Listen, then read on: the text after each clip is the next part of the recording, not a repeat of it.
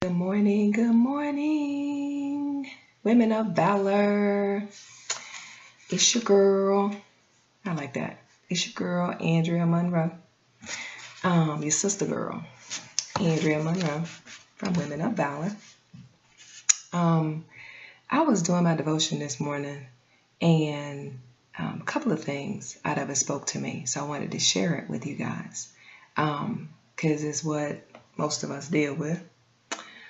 And it's on the waters of sorrow. And it says, "Oh, my child, I am coming to you, walking upon the waters of the sorrows of your life." And I know if you've lived any time on this earth, you've had some sorrows.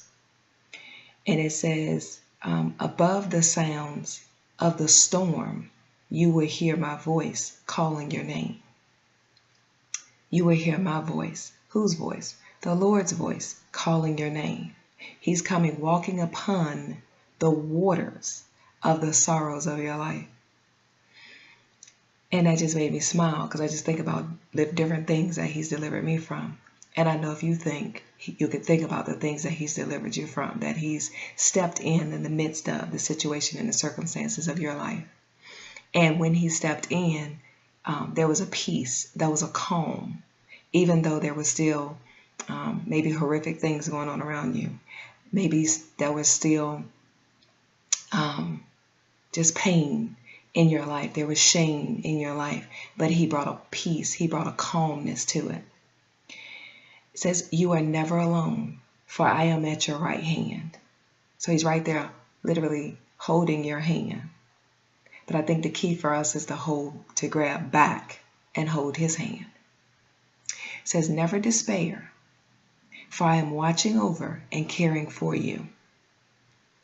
So the God of the universe is watching over and caring for each one of us. He's caring for you today. The God of the universe is caring for you today.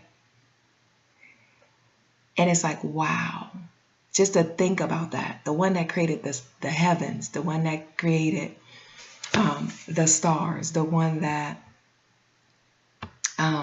has loved on you and consistently loves on you, is actually watching over and caring for you. You can think about how your mother or father watched over and cared for you, or your husband watches over and cares for you. Maybe your child is even watching over and caring for you because they're adults now. And just whatever situation you find yourself, that God is looking over you and watching out and caring for you, just as a person would. And then it says, never despair, right? Got to read that again. Never despair, for I am watching over and caring for you. Be not anxious. What seems to you to be at present a difficult situation is all part of my planning, and I am working out the details of circumstances to the end that I may bless you and reveal myself to you in a brand new way. So two things hit me in this. So the first one was that even though you might be in a difficult situation right now, difficult time, going through a difficult time in your life, you've not been forgotten. Because he just said that I'm watching over and caring for you. So you've not been forgotten. Even though sometimes going through the storms of life, you may feel like you've been forgotten, but you have not been forgotten by your Father. You've not been forgotten. And you matter. Your life matters. Your space on this planet matters. Your space in your family matters. Your space, you matter. So don't let the devil lie to you and say that you don't, just because you're going through a hard time right now, because you do. And if nobody's told you that, you're listening to me, Christ in me, to tell you that you matter. It says, I'm working out the details of circumstances to the end. He's working out the details of your life. Those little things that you're planning, the little things that are going on in your life, little things behind the scenes, right?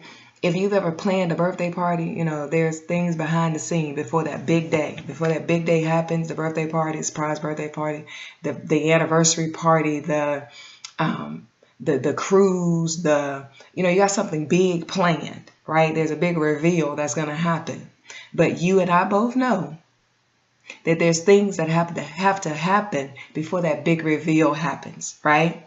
So think about God in the same way. So the situation and circumstances that you're going through right now, there's going to be a big reveal, right? And the big reveal is him bringing you to himself. And for you to be able to look back and see how this person or that thing was, or that video or that book or that sermon or that person was instrumental in giving you a little hope along the journey. They were instrumental, used by God to show you that he loved you, to show you that he cares for you. And so when I think about that, it's like waiting for the big reveal. You're going through the motions, and sometimes emotions are up, sometimes emotions are down, sometimes emotions are up, sometimes emotions are down, sometimes in between. But the whole point is you're being watched over and you're being cared for. I'm going to say that again. You're being watched over and you're being cared for through the process, right? So he's working out the details of circumstances so that he can not only bless you, but he can reveal himself to you, right? So it says, as I have opened your eyes to see. Who's opened my eyes to see? Who's opened your eyes to see? God, our Father. He's opened our eyes to see. So shall I open up your ears. So he's opened up our eyes, and then he's opened up our ears, right? God is speaking to you about some things that are happening in your life. He's speaking. We just have to be willing to listen. You have to be willing to listen to what he's saying to you. Because if you're not willing to listen, then you can't walk in what he's telling you. But we have to be willing to listen to that small, still voice. Listen to the person that can lead you out of the darkness, that can lead you out of your prison cell, that can lead you back into the presence of God, right?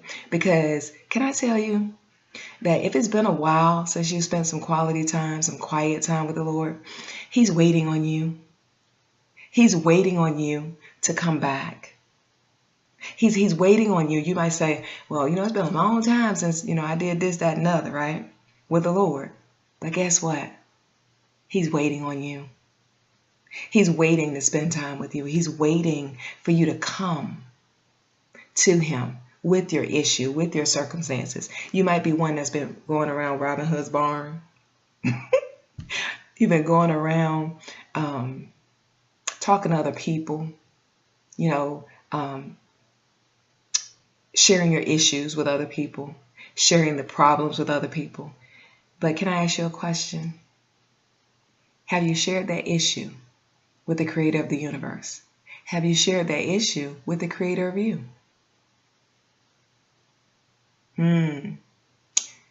It's not only time, it's past time for you to take it to him. Because he's watching over and he's caring for you. So he says, as I have opened up your eyes to see, so shall I open up your ears to hear. He's going to open them up. And you shall come to me, even as Moses did, in a face-to-face relationship. God wants to spend time with us. There's a relationship that has been established or that he wants to establish with each and every one of us. He wants to establish that with you. It says, for I shall remove the veil that separates me from you, and you shall know me as your dearest friend and as your truest comforter.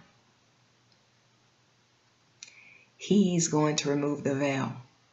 Once you come to him, once you return to him, he's going to remove that veil that seemingly separates you from him. So in the midst of your situation and your circumstances, it's like, I can't hear God, right? I can't see God in the midst of this. He's there. He's there. He said in his word, I would never leave you nor forsake you. So guess what? He's there in the midst of the situation and the circumstances with you. He's there. He's there for you. He's there to walk you through the process. He's there to give you that hug when you need it. He's there to kick you when you need that too. Not literally kick you, but to push you in the right direction. Okay? If you're willing. We have to be willing. He's going to lead us and guide us. And sometimes he does push. You keep getting the same information, the same revelation over and over again. That's him pushing you, gently pushing you. Okay, this is the way I need you to go. It's like, okay, a gentle nudge.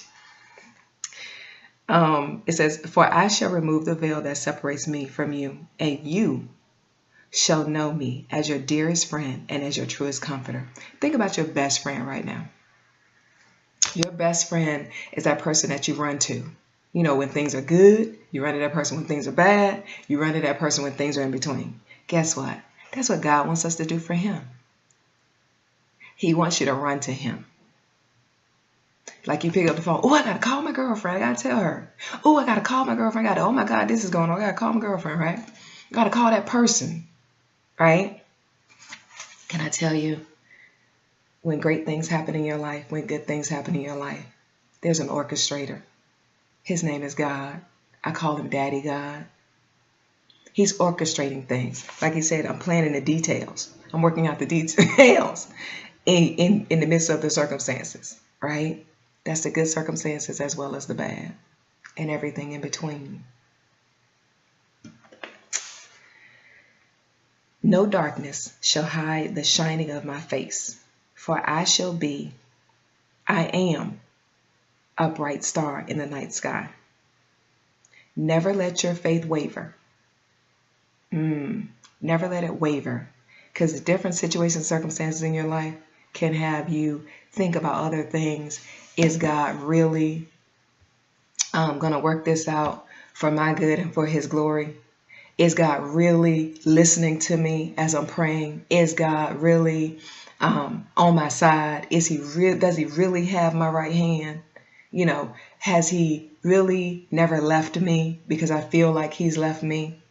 I think he's left me, right? Can I tell you, he never has and he never will. Never let your faith waver. Reach out your hand and you will touch the hem of my garment. The hem of his garment. It's like when Jesus walked the earth, this one woman, the one with the issue of blood in the word, she reached out and she touched the hem of his garment. Her faith was such as she has dealt with this issue over and over and over again. She's been to all the doctors and everything, but nobody could heal her. And her thought process was, and her heart said to her, and it was revelation knowledge, only revelation knowledge that could have been given to her, because information and knowledge is not going to change. But there was a revelation that she received, and that revelation was, if I can just touch the hem of his garment, I will be made whole. And that was her belief system. Our belief system is what's going to get us out of some stuff. Our belief system can also get us into some stuff. Okay? So what are you believing about your God today? What are you believing about the one that came to set the captive free in Isaiah 61:1, Jesus the Christ? What are you believing about him today? So is your thought process, if I can just get in the presence of God, I know I'll be made whole. If I can just get into the presence of God, I know that he can resolve this situation, that situation, and the other situation. I know that if I can just get into the presence of God, I know that he can heal the brokenness within me. I know that if I can just get into the presence of God, I know that he can do, and you fill in the blank. So I just had to share that devotion with you this morning. And if you are wondering, like, where is she reading it from? I'm reading it from this little book. It says, Come Away, My Beloved. And it is by Francis J. Roberts. Okay, it's the original edition. And it's a little devotion book. And the little devotions are very, very short. Little devotions are very, very short. And this one is called On the Waters of Sorrow. So I just had to share that with you guys this morning because it blessed me. And hopefully something that I've said will bless you. So you go forth and have a marvelous, terrific, wonderful, thankful, fabulous, saturated, stupendous day. So all of those adjectives are wrapped up in this day for you. Okay? I love you. Have a great, great, great, great, great first day of the rest of your life.